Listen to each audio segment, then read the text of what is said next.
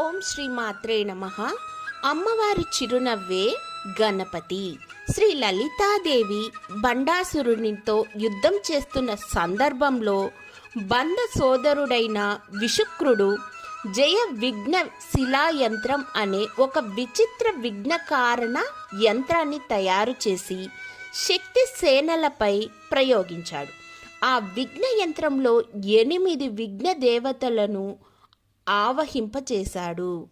అలస అనగా సోమరితనం, కృపణ అనగా బేలతనం, దీన అంటే దిగులు, నిద్ర, తంద్ర అనగా కునుకుపాటు, ప్రమీలిక అనగా ముడుచుకుపోవుట, సంకోచించుట, క్లీబ అంటే కర్తవ్య విమూఢత, నిరహంకార.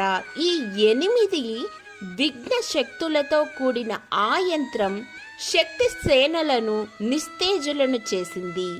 నీరసానికి ఓటమికి హేతువైన ఆ విఘ్న యంత్రాన్ని ఏ ఒక్కరూ గుర్తించలేకపోయారు. ఈ విషయాన్ని గమనించిన శ్రీ లలితా కామేశ్వరి దేవి తన పతి అయిన శ్రీ శివకామేశ్వరుణ్ణి చూసింది. ప్రేమపూర్వక మందహాసంతో జగదంబ చూసిన చూపులకు శివుడు అంతే ప్రతిస్పందించడంతో చిరునవ్వు నవ్వాడు.